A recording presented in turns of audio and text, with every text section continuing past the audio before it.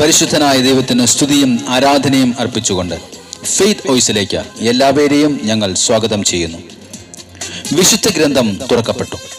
1 കൊരിന്തോസ് 6-ാം അധ്യായം 20-ാം തിരുവചനം ഇങ്ങനെ വെളിപ്പെടുത്തുന്നു: നിങ്ങൾ വിലയ്ക്ക് വാങ്ങപ്പെട്ടവരാണ്, ആകയാൽ നിങ്ങളുടെ ശരീരത്തിൽ ദൈവത്തെ മഹത്വപ്പെടുത്തുവിൻ. ക്രിസ്തുവിൽ പ്രിയപ്പെട്ടവരെ, നമ്മെ ഓരോരുത്തരെയും വീണ്ടെടുക്കുവാൻ ദൈവം തന്റെ പുത്രനായ യേശു ക്രിസ്തുവിന്റെ വിലയേറിയ രക്തം ചിന്തിയിരിക്കുകയാണ്. ഇപ്പോൾ നമ്മൾ ജീവിക്കുന്നത് ആ യേശു ക്രിസ്തുവിലുള്ള വിശ്വാസത്താലാണ്. വിശ്വാസം വഴി കൃപയാലാണ് നമ്മൾ രക്ഷിക്കപ്പെട്ടിരിക്കുന്നത്. അത് നമ്മൾ നേടിയെടുത്തതല്ല, ദൈവത്തിന്റെ ദാനമാണ്.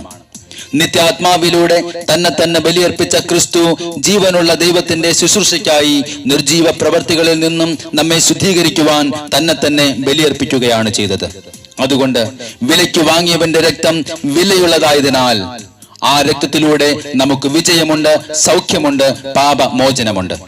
ഹെബ്രായർക്കെഴുതിയ ലേഖനം 10-ാം അധ്യായം 19-ാം തിരുവചനം പറയുന്നു: യേശുവിന്റെ രക്തം മൂലം വിശുദ്ധ സ്ഥലത്തേക്ക് പ്രവേശിക്കുവാൻ നമുക്ക് മനോധൈര്യമുണ്ട്.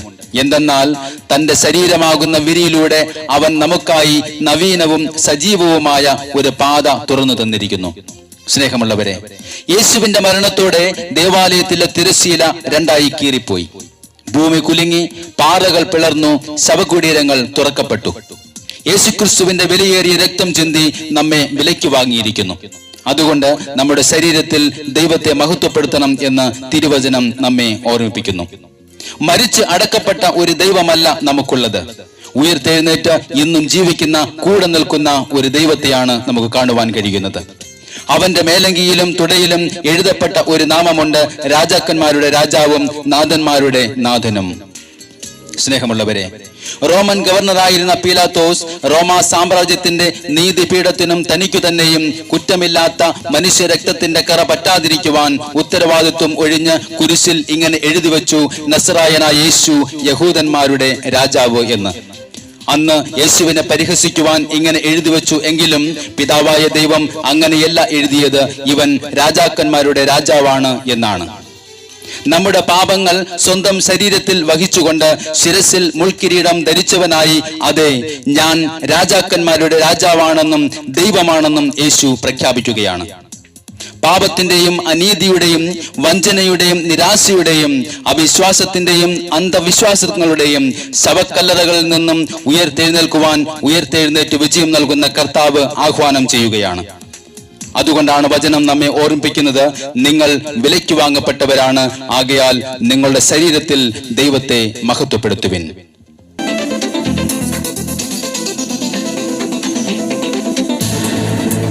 കർത്താവായ യേശുവിന്റെ തിരുരക്തത്തിന്റെ സംരക്ഷണം ഉണ്ടെങ്കിൽ ഭയം കടന്നു വരികയില്ല.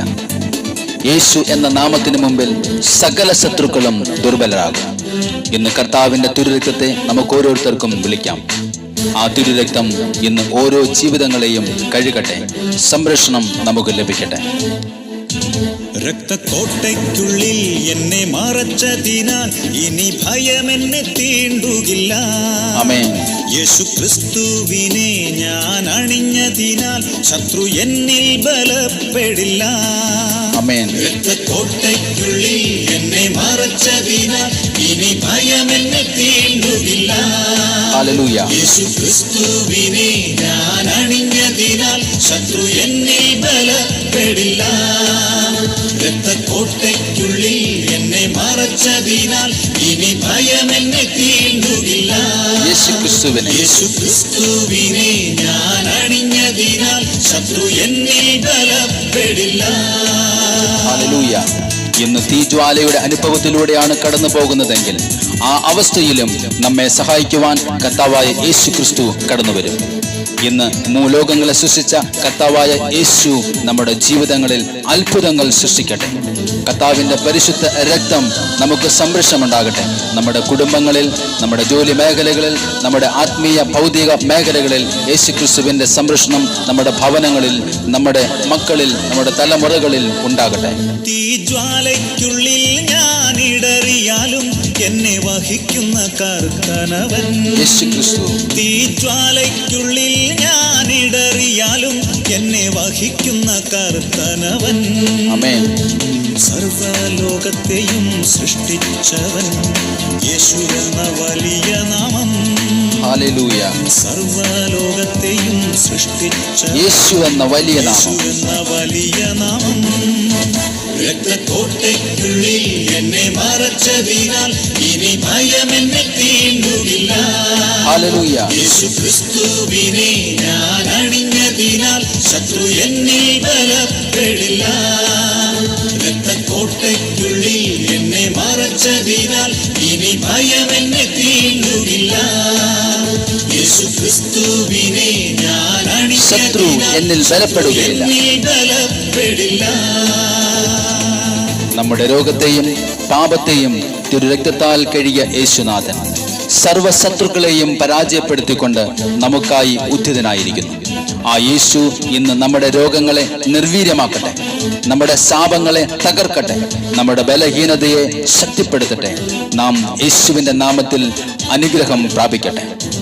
എൻ രോഗത്തെയും എൻ പാപത്തെയും തിരുരക്തത്താൽ കഴുകിയവൻ.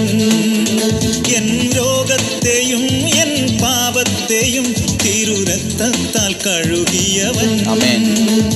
സർവശത്രുവിന്മേൽ ജയം ഉദ്ധിതനായ യേശു ക്രിസ്തു യേശുനാഥൻ. സർവശത്രുവിന്മേൽ ജയം നേടിയവൻ ഉദ്ധിതൻ യേശുനാഥൻ. രക്തക്കോട്ടയ്ക്കുള്ളിൽ എന്നെ മറച്ചതിനാൽ ഇനി ഭയം എന്നെ തീണ്ടുകില്ല. യേശു ക്രിസ്തു യേശു ക്രിസ്തുവിനെ ഞാൻ അണിഞ്ഞതിനാൽ ശത്രു എന്നിൽ ബലപ്പെടില്ല. രക്തക്കോട്ടയ്ക്കുള്ളിൽ എന്നെ മറച്ചതിനാൽ ഞാൻ ഭയപ്പെടുകയില്ല. ഭയം എന്നെ തീണ്ടുകില്ല. യേശു ക്രിസ്തുവിനെ ഞാൻ അണിഞ്ഞിരിക്കുന്നു. ശത്രു എന്നിൽ ബലപ്പെടുകയില്ല.